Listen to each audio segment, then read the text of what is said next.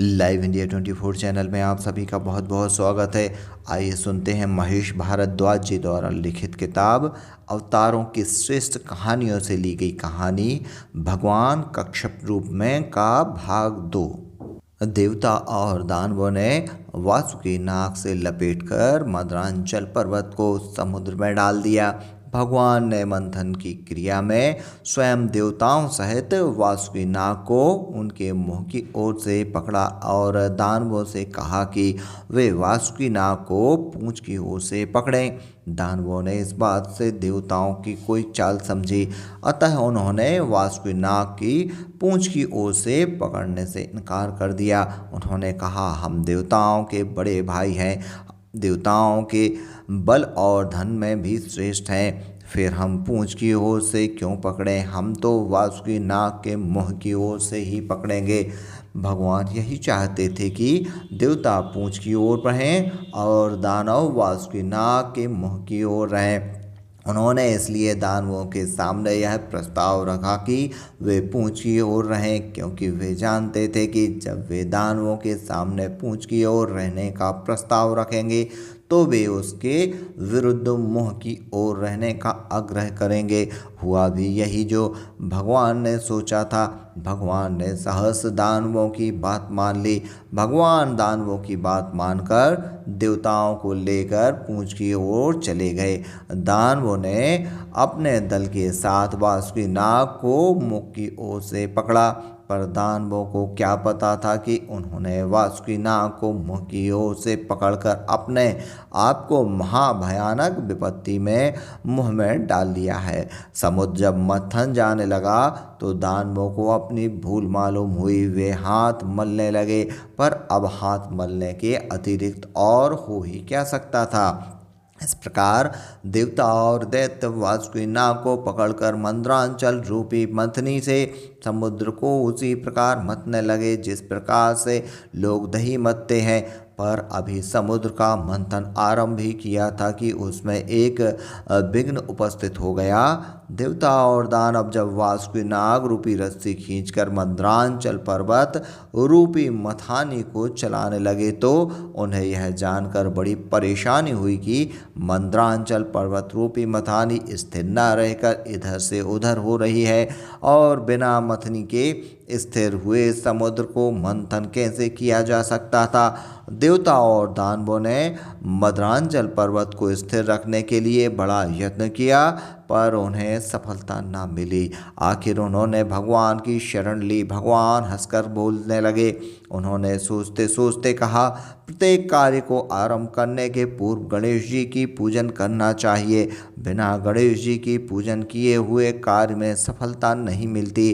पर तुम दोनों ने समुद्र मंथन से पूर्व गणेश जी की पूजा नहीं की, इसलिए यह विघ्न उपस्थित हुआ है। चलो गणेश जी की पूजन करें। फिर दोनों देवता और दानवों ने एक साथ मिलकर सविधि गणेश जी की पूजन की। सारा वायुमंडल हवन और यज्ञ के सुगंधित धुएं से भर गया। गणेश जी की प्रार्थना और उनके जयनाद से गूंजती हुई उठी। उधर देवता और दानव गणेश जी की पूजा अर्चना में संलग्न थे।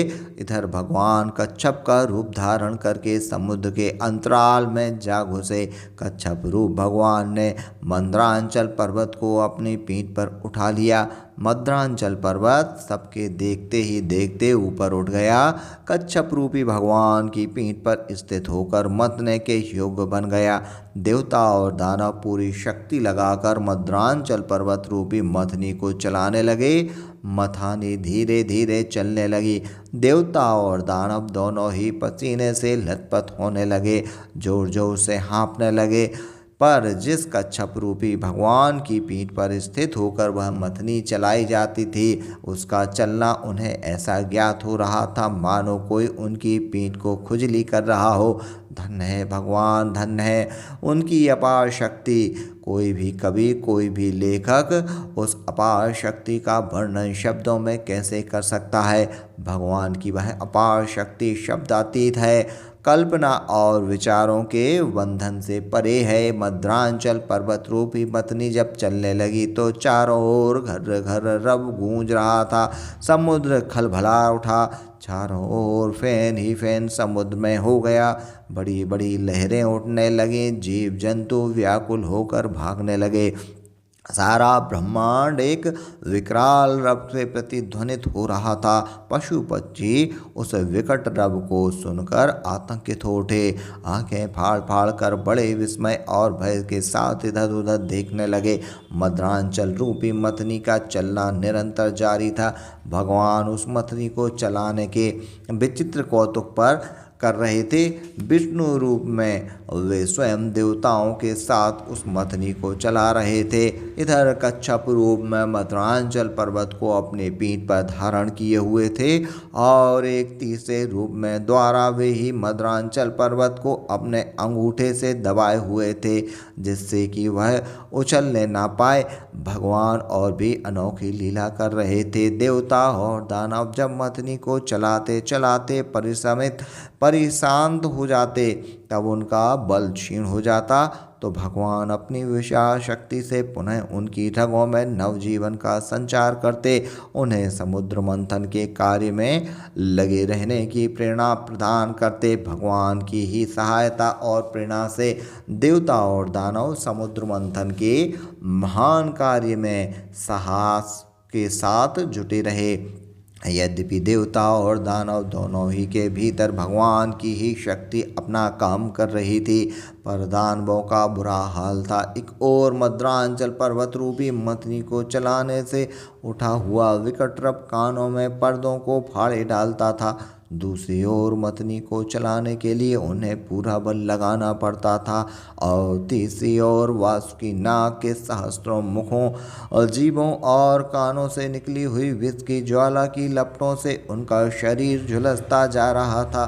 वे रह रह कर व्याकुल होते जा रहे थे, उनका बल धीरे धीरे क्षीण होता जा रहा था, पर यह तो उन्हीं के आत्माभिमान का कुपरिणाम था। जो लोग आत्माभिमान में रत होकर सत और असत का विचार छोड़ देते हैं, वे इसी प्रकार अपने हाथों से ही अपने लिए कब्र खोद लेते हैं। दूसरी ओर देवताओं का बल बढ़ता ही जा रहा था। देवता थके होने पर भी स्फूर्तिवान जान पड़ते थे, क्योंकि एक तो देवता वासुकी नाग की पूंछ की ओर थे, दूसरे उनके साथ स्वयं भगवान थे। भगवान का सौंदर्य, उनकी अमृत भरी मुस्कुराहट देवताओं के थके हुए प्राणों में शक्ति का सागर सा उड़ेलती रहती थी। इसके अतिरिक्त देवताओं के लिए इतना भी पर्याप्त था कि उसकी ओर भगवान है। देवता और दानवों के द्वारा मंथन दंडन चलाते चलाते अधिक समय बीत गया, पर फिर भी अमृत का कहीं पता नहीं चला। देवता और दानव दोनों अमृत के लोभ में ही समुद्र का मंथन कर रहे थे। अमृत के निकलने के में देर होते देखकर दोनों में नैराश्य भाव सा छा गया, पर भगवान उनमें नैराश्य भाव नहीं आने देना चाहते थे। अतः वे स्वयं सहस्त्रबाहु धारण करके दोनों ओर से अकेले ही समुद्र मथने लगे। उस समय भगवान की कांति द्विगुणित और विलक्षण हो गई। भगवान का श्याम शरीर ऐसा लगने लगा मानो वह वर्षा काल के मेघ हों। उनका मुखमंडल ऐसा देदीप्यमान हो रहा था, मानो सहस्त्रों सूर्य एक साथ मिलकर चमक रहे हों। उनके शरीर में सहस्त्रों हिमांशुओं के शीतल प्रकाश की धारा सी निकल रही थी। उनके कानों के हिलते हुए द्युतिवान कुंडल बिजली की तरह ज्ञात हो रहे थे। उनके गले की वनमाला हिल हिलकर आश्वासन की हो रही थी। आंखें अरक्त हो उठी थीं। वे वासुकी नाग को अपने हाथों से पकड़ पकड़ कर मंथन दंडन चलाते जा रहे थे। देवता और दानव दोनों ही उनकी शोभा को देख देख कर आत्मविस्मृत होते जा रहे थे। सहसा समुद्र के भीतर से लहरा विष प्रकट हुआ। प्रश्न सामने आया कि इस विष का क्या हो, इसे कौन ले। समुद्र के भीतर से विष बाहर निकलते ही उसकी लपटें सारे संसार में छा गई। संसार में कोलाहल सा पैदा हो गया। मनुष्य, पशु, पक्षी, कीड़े मकोड़े सभी व्याकुल होकर मूर्छित होने लगे। देवता और दानवों की व्याकुलता का तो कुछ कहना ही नहीं था। दोनों बड़ी ही आशा उत्कंठा के साथ अमृत की खोज में संलग्न थे, पर अमृत तो ना मिला। मिला हलाहल विष।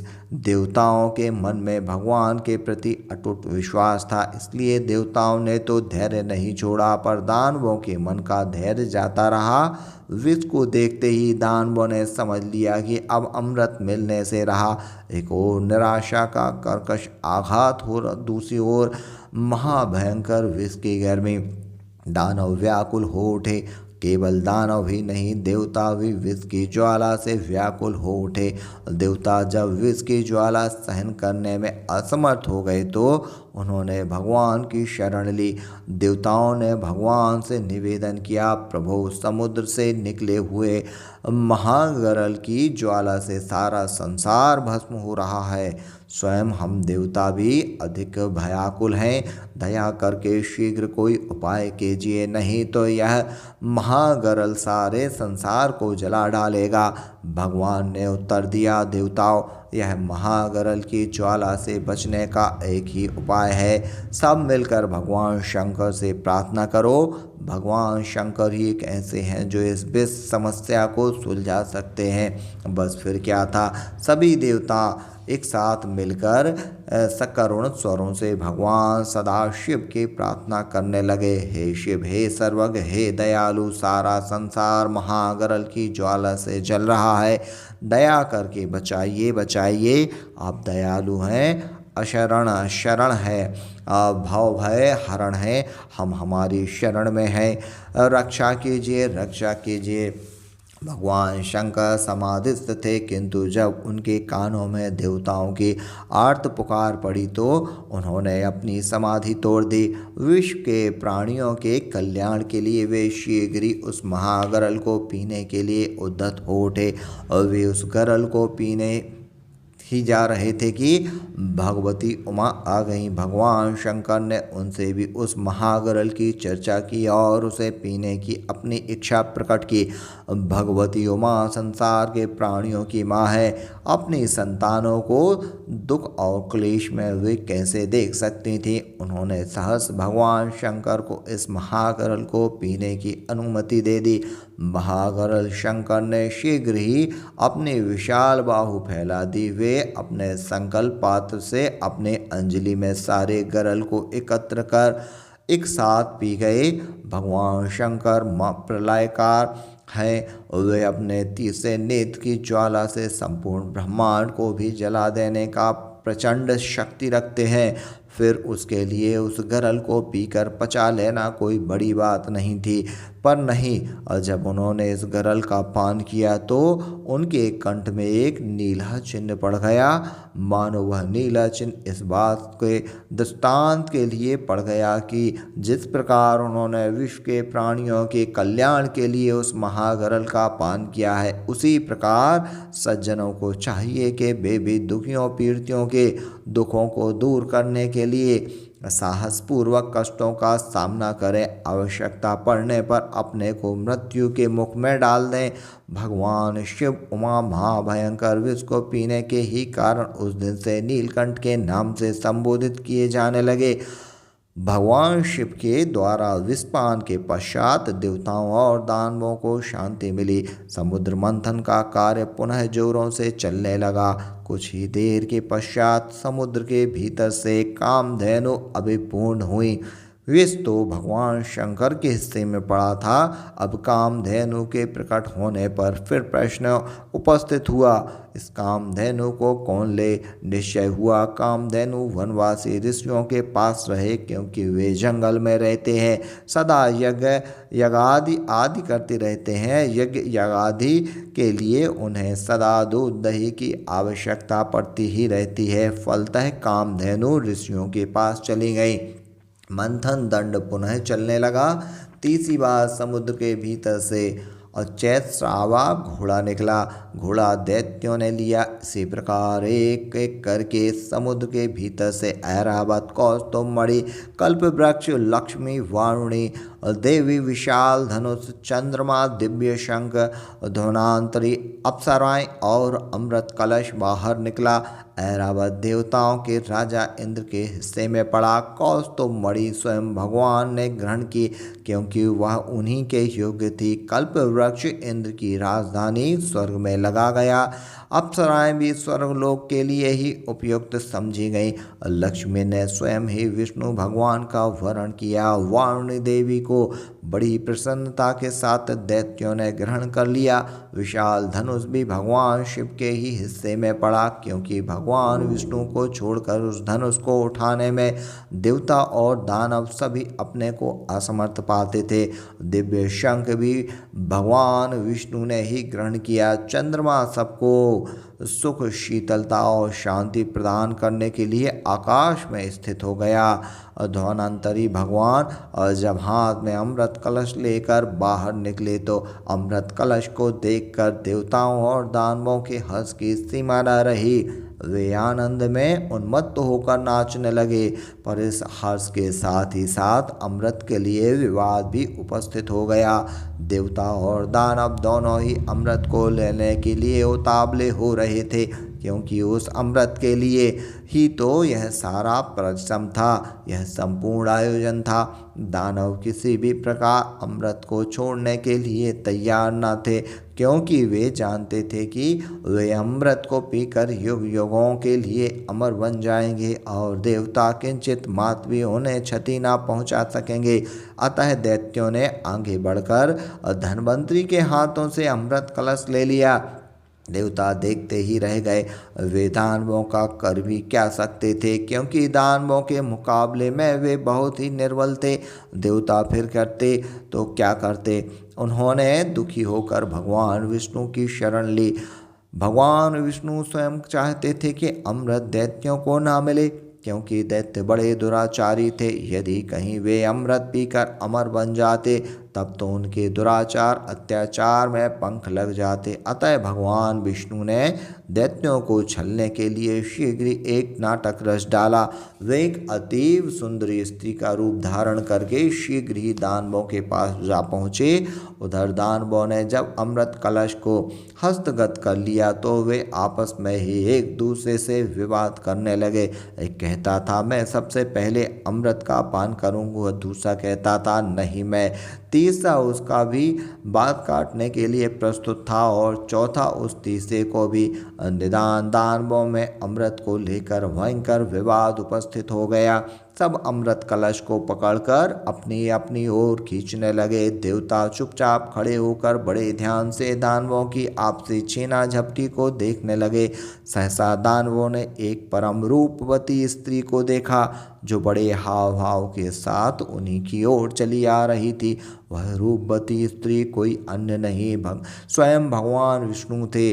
दानव भगवान विष्णु रूपी अमित ललमणि स्त्री को देखते ही उस पर मुग्ध हो उठे। वे आपस में विवाद को भूलकर उसके निकट जा पहुँचे, उसमें प्रेम करने में परस्पर प्रतिस्पर्धा करने लगे।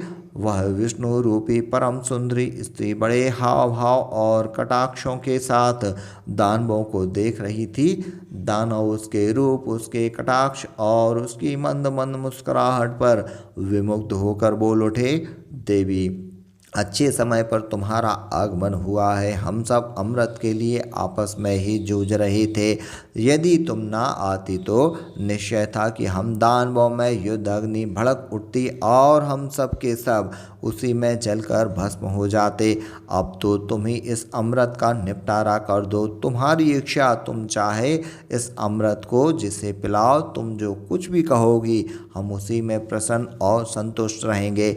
भगवान यही तो चाहते थे। और विष्णु रूपी वह मोहिनी स्त्री और भी अधिक हाव भाव के साथ दानवों की ओर देख देख कर मुस्कुराती हुई बोली, तुम सब ने बड़ी वीरता और परिश्रम के पश्चात यह अमृत प्राप्त किया है। इतने परिश्रम से प्राप्त किए हुए इस अमृत को तुम सब क्यों मेरे हाथ में दे रहे हो?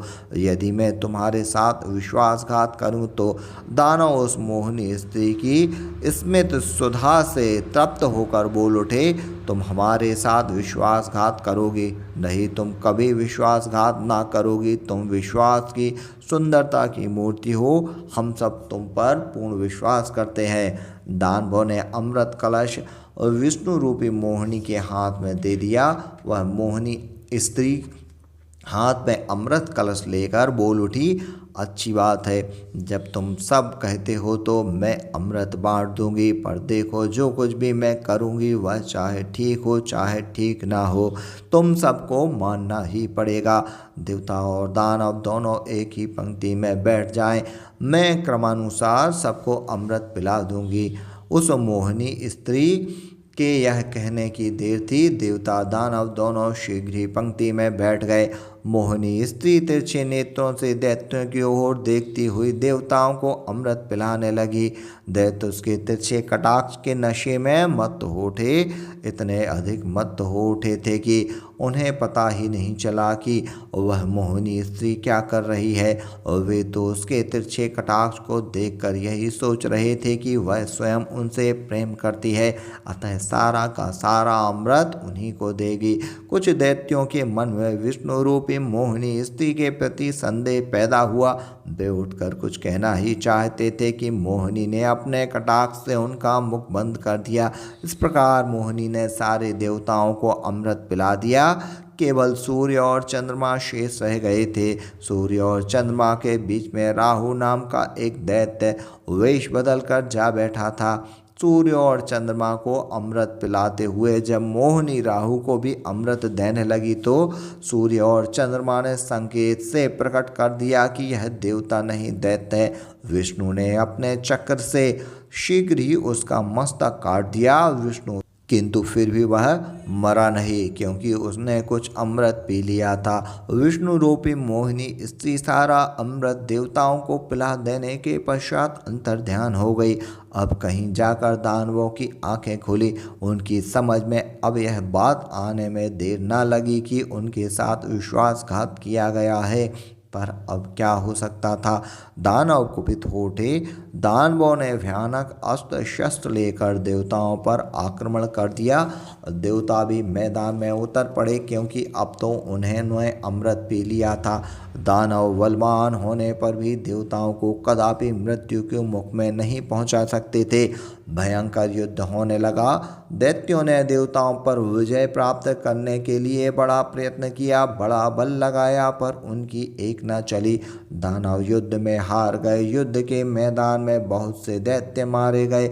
जो बचे थे भाग खड़े हुए। उधर बचे खुचे दानव सभी मरे हुए दानवों को उठाकर अपने गुरु शुक्राचार्य के पास ले गए। शुक्राचार्य ने अपनी मृत संजीवनी विद्या से उन्हें फिर जीवित कर दिया। स्वर्ग में जब देवता राज्य करने लगे तो एक दिन देवर्षि नारद को कच्छप भगवान की याद आ गई। कच्छप भगवान अब भी समुद्र में रसातल में मौजूद थे। नारद शीघ्र ही रसातल में कच्छप भगवान के पास जा पहुँचे। भगवान ने नारद को अपना अनन्य प्रेमी समझकर उन्हें अनेक ज्ञानमय उपदेश दिए। भगवान के वे ही उपदेश कूर्म पुराण के नाम से प्रसिद्ध हैं। आज भी कूर्म पुराण पढ़ते समय कच्छप भगवान की वह चिर प्राचीन लीला आँखों के सामने साकार हो जाती है।